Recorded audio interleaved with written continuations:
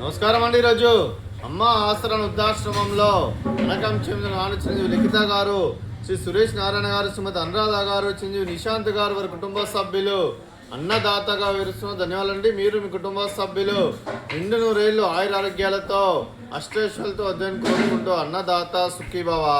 అలాగే ఈరోజు సందర్భం ఏంటంటే మానవ సేవ మానవ లక్ష్యంగా 65 మంది నిరాశ్రయులకు ఆకలి తీర్చడానికి పరమశివుని ఆశీస్సులతో యుఎస్ వాస్తవులైన పద్మచర్ల గోత్రస్య చిరంజీవి లిఖిత గారు ధనిష్ట నక్షత్రం 1వ పాదం ఈరోజు ఉదయం టిఫిన్తో అన్నదానం మరియు మధ్యాహ్నం శివుని అభిషేకం మరియు లంచ్తో అనగాం చేయడం జరుగుతుంది.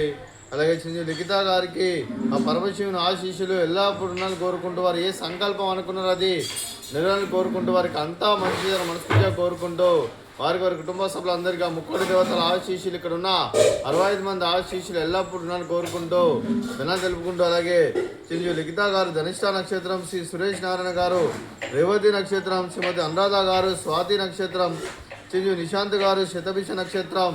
మీకు మీ కుటుంబ సభ్యులందరికీ దీర్ఘాయుష్మాన్ భవ.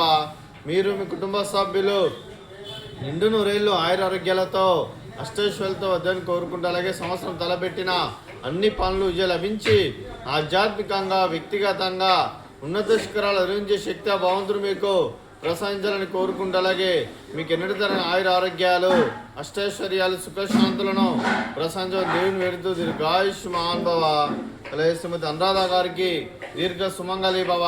మీరు నిండు ముత్తైతనం చేసి ఎంతో మందికి ఆదర్శంగా నిలవాలని కోరుకుంటూ, ఆ లక్ష్మీదేవి ఆశీస్సులు దుర్గాదేవి దీవెనలు మీకు ఎల్లప్పుడూ ఉండాలని కోరుకుంటూ దీర్ఘ సుమంగళి భవ.